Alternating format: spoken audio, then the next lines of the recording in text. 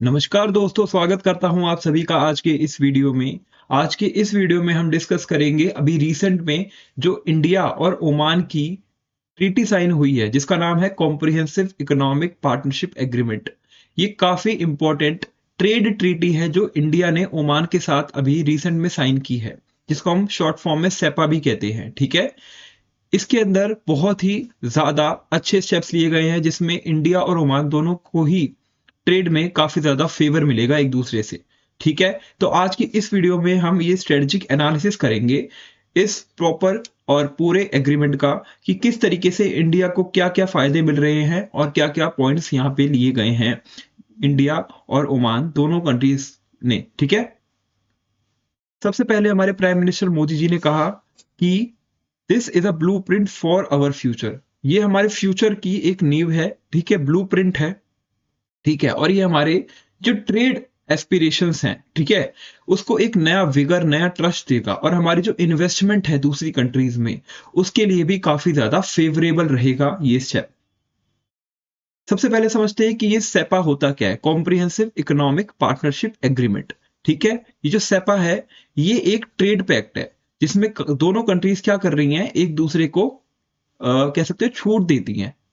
या तो आप कोई सामान वहां पे भेज रहे हो या वहां से सामान यहाँ आ रहा है, तो हम उस पर ज्यादा रेस्ट्रिक्शंस नहीं लगाएंगे, उसके ऊपर एक्स्ट्रा टैक्स नहीं लगाएंगे, उसको आने देंगे अपनी कंट्री में। तो ये होता है सेपा में। ठीक है, फ्री ट्रेड पैक्ट होता है जो टैरिफ्स को रिड्यूस करता है। टैरिफ तो आपको पता ही है कि जब भी कोई सामान किसी दूसरी कंट्री में जाता है या हमारी कंट्री में आता है, और जब हम उस पर एक्स्ट्रा पेनल्टी लगाते हैं या एक्स्ट्रा ड्यूटी चार्ज करते हैं, तो वो जो एक्स्ट्रा अमाउंट हमें मिल रहा है वो होता है टैरिफ। जब हम उसको हटा देंगे, तभी तो बाहर का सामान हमारी कंट्री में इजीली आ पाएगा, और उनको भी लगेगा कि हाँ, इससे क्या हो रहा है, उनको ज्यादा महंगा सामान ना नहीं बेचना पड़ रहा है, सस्ता सामान बेचना पड़ रहा है दूसरी कंट्रीज में, जिससे उनकी भी सेल्स बढ़ती है, एक्सपोर्ट्स बढ़ते हैं। तो बेसिकली सबसे पहली चीज तो टैरिफ को कम करेंगे। फिर हमारे जो रूल्स हैं, ठीक है, उनको लिबरलाइज करेंगे, उनको इजी करेंगे, ताकि कोई जो ज्यादा हम कॉम्प्लिकेशंस ना हो। ठीक है, इंपोर्ट एक्सपोर्ट में। और उसके बाद सर्विसेज और इन्वेस्टमेंट दोनों में ही फायदा होगा। ठीक है, तो सेपा का हमने डिटेल में समझ लिया क्या होता है शॉर्ट फॉर्म में। अब देखते हैं कि ये जो लैंडमार्क डील है किस तरीके से नया इकोनॉमिक कॉरिडोर ओपन कर रही है इंडिया और ओमान की पार्टनरशिप में। सबसे पहला स्टेप है कि हमें मिल रहा है अनप्रेसिडेंटेड एक्सेस। इंडिया को किस तरीके से ओमान जो है ड्यूटी फ्री एक्सेस दे रहा है, यानी कोई भी एक्स्ट्रा ड्यूटी नहीं लगेगी हमारे 99.38% ऑफ एक्सपोर्ट्स। यानी अगर हम कोई यहां से सामान एक्सपोर्ट कर रहे हैं, तो 99.38% हमें ड्यूटी नहीं लगेगी। ठीक है, हमारे सामानों पे। तो ये एक हिस्टोरिक और एक कॉम्प्रिहेंसिव ऑफर है। सेकंड ऑफर है सर्विसेज एंड मोबिलिटी बूस्ट। यानी कि ओमान जो है 12.5 बिलियन डॉलर की जो सर्विसेज है, जो सर्विसेज इंपोर्ट मार्केट है, उसको अनलॉक करने वाला है इंडिया के लिए, और रिवोल्यूशनाइज करेगा प्रोफेशनल मोबिलिटी। यानी यहां से लोग वहां पे प्रोफेशनल सर्विसेज दे सकते हैं। ठीक है, with significantly increase enhanced quotas and share duration. यानी वहां पे ज्यादा समय के लिए भी हम अपने सर्विसेज देने के लिए रुक सकते हैं। ठीक है, थर्ड है स्ट्रेटेजिक गेटवे। यानी कि ये पोजीशन जो है इंडिया की, ये बहुत ही क्रिटिकल है। कहां पे? स्ट्रेट ऑफ हॉर्मोज में। ठीक है, ये एक चोक पॉइंट है स्ट्रेट ऑफ हॉर्मोज, जो अरेबियन सी को कनेक्ट करता है गल्फ से। ठीक है, यानी सेंट्रल एशिया से हमारे गल्फ कोऑपरेशन काउंसिल एक जो बॉडी है, उससे ईस्ट अफ्रीका और सेंट्रल एशिया। तो ये जो हमारा अरेबियन से कनेक्शन है वहां का, तो स्ट्रेट ऑफ हॉर्मोज में चोक पॉइंट है, जो कि हमें एक एक्सेस देता है ओमान जैसी कंट्री, बिकॉज वो वहां पे है। और फोर्थ हमारा है म्यूचुअल ग्रोथ ड्राइवर, यानी एक बैलेंस्ड पैक्ट जो डिजाइन किया गया है to create jobs, empower MSME and directly align with Oman's vision of 2040 economic diversification. ठीक है, तो ये जो ट्रेड डील है ये अभी तो है, नहीं हुई है, बट हमारे जो कनेक्शंस हैं वो एंशंट तौर पे हैं, मतलब बहुत एंशंट टाइम पीरियड से हमारे कनेक्शन ओमान के साथ है। जैसे कि हमारी कंट्री इंडिया है और ये हमारा ओमान है। ठीक है, और ये जो है वो है स्ट्रेट ऑफ हॉर्मोज, जो ये मैं मार्क कर रहा हूँ पॉइंट। ठीक है, ये हमारा स्ट्रेट ऑफ हॉर्मोज है, हमारे डीप हिस्टोरिकल और कल्चरल टाइज हैं ओमान के साथ। और ये फाउंडेशन है एक मॉडर्न पार्टनरशिप की, जो बिल्ट होगा किसके ऊपर? म्यूचुअल रिस्पेक्ट पे और शेयर्ड इंटरेस्ट पे। ठीक है, उसके साथ साथ ओमान का ये फर्स्ट बायलेटरल एग्रीमेंट है किसी कंट्री के साथ यानी इसके पहले उसने यूएस के साथ 2006 में ट्रेड एग्रीमेंट किया था। उसके बाद उसने किसी भी कंट्री के साथ ट्रेड एग्रीमेंट नहीं किया। तो सेकंड कंट्री ओमान के जो है वो है इंडिया।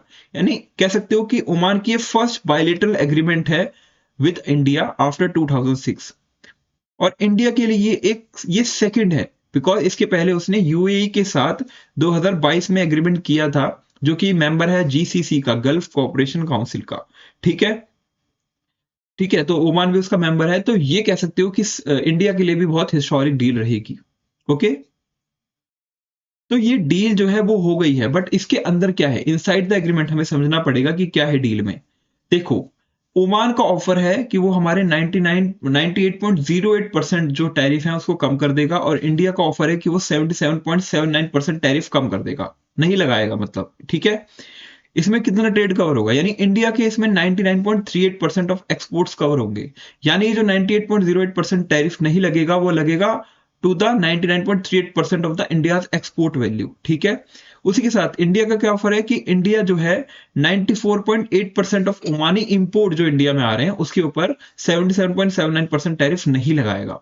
तो ये काफी अच्छा स्टेप है, जो कि दोनों ही कंट्रीज के लिए काफी ज्यादा फेवरेबल है। तो कह सकते हैं नियर टोटल टैरिफ एलिमिनेशन है, जिससे क्या होगा, इंडिया के एक्सपोर्ट्स को बहुत ज्यादा बढ़ावा मिलेगा और एक नया डोर ओपन हो रहा है। तो ओमान का ऑफर है, मैंने बता ही दिया, 99.38%, और इंडिया का ऑफर है 94.48% ऑफ द ओमान कह सकते हो इंपोर्ट वैल्यू। ठीक है, यानी ड्यूटी फ्री हो गया 98.08% और यहाँ पे हो गया 77.9%। ठीक है, अगर आप याद कर सकते हो तो इसको याद कर लेना। ठीक है, ट्रेड बाय नंबर्स यानी करंट रिलेशनशिप क्या है, अभी तक क्या चल रहा था और अब क्या होगा। ठीक है, अभी तक चल रहा था कि इंडिया जो है एक्सपोर्ट करता था। इंडिया, ठीक है, एक्सपोर्ट कितना करता था अभी तक, $4.06 बिलियन की सामान को इंडिया एक्सपोर्ट करता था। और इंडिया इंपोर्ट कितना करता था, तो इंपोर्ट करता था, उसके अंदर मैंने क्या लिखा था, एक सेकंड, और इंडिया इंपोर्ट करता था $6.5 बिलियन, यानी कि यहाँ पे अराउंड $2 बिलियन का कह सकते हो ट्रेड डेफिसिट था इंडिया का। यानी इंडिया कम सामान भेजता था बजाय कि वहां से सामान ज्यादा आता था। तो ये ट्रेड डेफिसिट इंडिया के साथ था अभी तक, जिसको इंप्रूव करेगा ये एग्रीमेंट। ठीक है, तो इंडिया होप कर रहा है कि इस एग्रीमेंट से हमको बहुत ज्यादा फायदा हो। ठीक है, तो strong foundation for exponential growth, यानी ये जो बायलेटरल ट्रेड है, जैसे कि मैंने बताया $6.05 बिलियन का हमारा इंपोर्ट था और 4.06 बिलियन का, ठीक है, एक्सपोर्ट था, यानी कि यहाँ पे एक ट्रेड डेफिसिट है। तो ये जो सेपा है is design to rebalance and significantly enhance this $10 billion plus trade relationship, इसको और ज्यादा एक्सपेंड करेगा। ठीक है, the relationship is dominated by petroleum and minerals, because हमें ओमान से पेट्रोलियम प्रोडक्ट्स, मतलब पेट्रोल और क्रूड ऑयल, ये सब चीजें चाहिए होती हैं, मिनरल्स चाहिए होती हैं।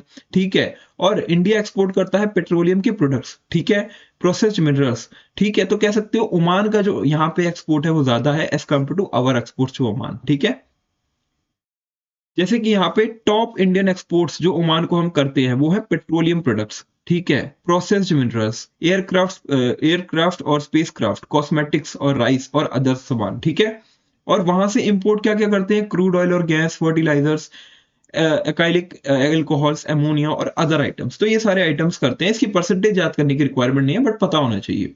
ओके, तो जेम्स एंड ज्वेलरी, ठीक है, इस एग्रीमेंट से क्या होगा, मेजर बूस्ट मिलेगा हमारी लेबर इंटेंसिव और हायर वैल्यू इंडियन इंडस्ट्रीज को। लेबर इंटेंसिव कहां कहां, जैसे कि जेम्स एंड ज्वेलरी में बहुत ज्यादा लेबर इंटेंसिव इंडस्ट्री है। टेक्सटाइल हो गया, ऑटोमोबाइल हो गया, फार्मास्यूटिकल, इंजीनियरिंग प्रोडक्ट्स हो गए, एग्रीकल्चरल प्रोडक्ट्स जैसे कि basmati rice, leather and footwear, plastics. तो जेम्स एंड ज्वेलरी एक्सपोर्ट्स कह सकते हो अलोन जो है $35 मिलियन की कह सकते हो है अभी तक। तो हम उसको इंक्रीज करना है to $150 million in the next 3 years। तो हमारे पीयूष गोयल जो कॉमर्स एंड इंडस्ट्री मिनिस्टर है, उन्होंने कहा कि जो डील है वो significantly benefit labour intensive sector, जहां पे लेबर ज्यादा काम करती है वो सेक्टर लेबर इंटेंसिव सेक्टर होते हैं और उनको बहुत ज्यादा बेनिफिट मिलेगा, जिससे एम्प्लॉयमेंट जनरेट होगी और हमारे micro small and medium enterprises को भी स्ट्रेंथन मिलेगा। हमारे आर्टिसंस जो काम करते हैं और हमारी जो वुमेन लेड एंटरप्राइजेस हैं उनको बहुत ज्यादा बढ़ावा मिलेगा, हमारे पीयूष गोयल मिनिस्टर ने कहा ये। ठीक है, और लेकिन हमने अभी भी कुछ सेंसिटिव सेक्टर्स को अभी भी बंद रखा है फॉर द इंपोर्ट्स, ठीक है, जैसे कि हमारे एग्रीकल्चरल प्रोडक्ट्स जिसमें डेयरी, टी, कॉफी, रबर होता है, हम इन सेक्टर्स को अभी भी ओपन नहीं कर रहे दूसरी कंट्रीज के लिए, ठीक है, because they are very vulnerable, ठीक है, वनरेबल सिचुएशंस में है अभी। अभी इनको खुद ही इंप्रूव करना है, तो हम अगर दूसरी कंट्रीज को यहाँ बुला लेंगे तो कंपटीशन इंक्रीज हो जाएगा, जिससे ये जो एग्जिस्टिंग इंडस्ट्रीज हैं वो तो खत्म ही हो जाएंगी। तो हमें वो चीज नहीं करनी है अभी, ठीक है, जैसे कि टोबैको प्रोडक्ट्स, गोल्ड और सिल्वर बुलियन एंड ज्वेलरी, ठीक है, लेबर इंटेंसिव सेक्टर जैसे कि स्पेसिफिक फुटवियर, स्पोर्ट्स, 1 सेकेंड, ठीक है, और हमारा स्क्रैप और बेस मटेरियल्स। तो ये जो चीजें हैं इसमें अभी भी हमने फ्री ट्रेड अग्रीमेंट उनके साथ साइन नहीं किया, मतलब फ्री ट्रेड उनको नहीं दिया है, ठीक है, हम इसको सेव गार्ड करना चाहते हैं because they are our domestic industries और काफी ज्यादा सेंसिटिव है। फिर विनर्स फ्रॉम द डील, ठीक है, दोनों ही लोगों को फायदा हुआ है, दोनों ही एक तरीके से विनर्स हैं इस डील के। कैसे? जैसे कि जेम्स एंड ज्वेलरी में, टेक्सटाइल में, ऑटोमोबाइल में, फार्मास्यूटिकल और एग्रीकल्चर, ठीक है, इन सभी चीजों में बेनिफिट मिला है दोनों ही तरफ से, ठीक है, इंडिया को तो ज्यादा ही मिला है कह सकते हैं। तो ये जो सर्विस रेवोल्यूशन है इससे 12.5 बिलियन डॉलर की मार्केट खुलेगी, ठीक है, इंडिया की। इसमें कंप्यूटर और रिलेटेड सर्विसेज हैं, बिजनेस प्रोफेशनल सर्विसेज जहां पे रिसर्च एंड डेवलपमेंट कर सकते हैं, हेल्थ एंड एजुकेशन सर्विसेज, और फिर हमारा ऑडियो विजुअल सर्विसेज। तो जो सेपा है ये 100% एफडीआई भी प्रोवाइड कर रहा है इंडियन गवर्नमेंट को, यानी इंडियन कंपनीज को, कि वो ओमान के अंदर इन्वेस्ट कर सकती हैं, ठीक है, यानी 100% एफडीआई मिल रहा है कुछ सेक्टर्स में, मेजर सर्विस सेक्टर्स, और opening of wide Avenue for the global, for the regional expansion, ठीक है। तो ये पॉइंट हमें क्लियर हो गया, हमने देख लिया कि 100% एफडीआई मिल रहा है इंडियन कंपनीज को in the Oman services industries. Okay okay, उसके साथ साथ हम सामान तो एक्सपोर्ट कर ही पाएंगे, हम अपने प्रोफेशनल्स को भी एक्सपोर्ट कर पाएंगे जो सर्विसेज देंगे, जिससे इंडिया का, कह सकते हो, बहुत ज्यादा यहाँ पे इंक्रीमेंट होगा, किसका, डॉलर्स का, और अदर बेनिफिट्स मिलेंगे, ठीक है। तो ये कह सकते हो कि हमारा सर्विसेज सेक्टर बहुत ज्यादा इंप्रूव हो जाएगा दूसरी कंट्रीज में, जिसको हम कहते हैं मोड 4, इसको हम सर्विसेज कहते हैं, ट्रेड टर्म, जिसमें हमारे प्रोफेशनल्स जैसे कि डॉक्टर्स, लॉयर्स, ठीक है, और प्रोफेशनल्स हैं, ठीक है, हेल्थ केयर प्रोफेशनल, टीचर्स, वो बहुत ज्यादा इजीली वहां जा सकते हैं, साइंटिस्ट, ठीक है, एक कंट्री से दूसरी कंट्री जो सर्विसेज प्रोवाइड करेंगे।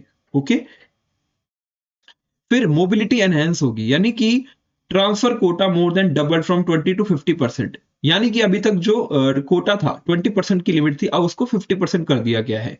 और जो कॉन्ट्रेक्चुअल सर्विसेज थी, यानी कि यहां से लोग वहां जाते थे काम करने के लिए कॉन्ट्रैक्ट पे, तो अभी तक वो सिर्फ 90 डेज की थी, यानी आप जा सकते हो सिर्फ 90 डेज के लिए, लेकिन अब उसको इंक्रीज कर दिया है टू 2 years, और पॉसिबल एक्सटेंशन भी हो सकता है, आगे भी बढ़ सकता है, ठीक है। तो कह सकते हो इंक्रीज इन कोटा है तो 150% का इंक्रीमेंट हुआ है, यानी 20% से 50%, और 8 times जो है लॉन्गर इनिशियल स्टे होगा ओमान में हमारा, यानी अप टू 2 years, और उसको भी हम इंक्रीज कर सकते हैं। तो लिबरलाइज एंट्री हो गई, यानी कि इजी एंट्री हो गई। Stay conditions for skilled professionals in accountancy, taxation, architecture, medical, allied services, और इससे सीमलेस प्रोफेशनल एंगेजमेंट बढ़ेगा, ठीक है, ये हमें पता होना चाहिए। फिर ये डील के साथ साथ कुछ और भी है, एक स्ट्रेटेजिक पार्टनरशिप को भी कह सकते हैं, एक स्ट्रेटेजिक पार्टनरशिप है। किस तरीके से स्ट्रेटेजिक पार्टनरशिप है? बिकॉज ये हमारा जो जियो पोलिटिकल डिविडेंड है, ठीक है, ये हमारा ट्रेड डील से भी ज्यादा है, यानी कि हमारे को जो एक्सेस मिल रहा है हमारा, ये हमारा जीसीसी में, हमको सेंट्रल एशिया में जो मिल रहा है एक्सेस, ईस्ट अफ्रीका में जो एक्सेस मिल रहा है, वो मिल रहा है because of this country Oman, ठीक है।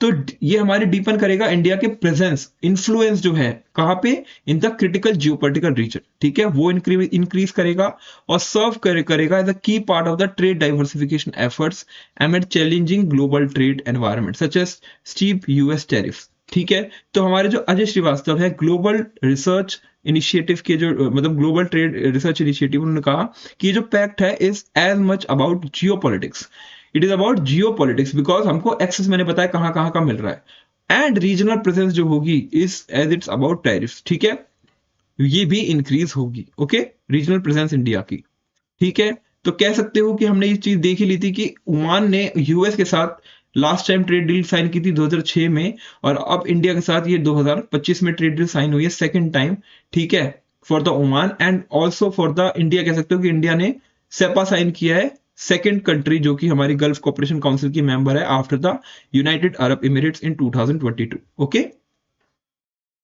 तो हमने ये चीज देख ही ली, ठीक है। ओके, सो ये मैंने बताया 2022 में हमने किया, ठीक है, फिर हमने 2025 में।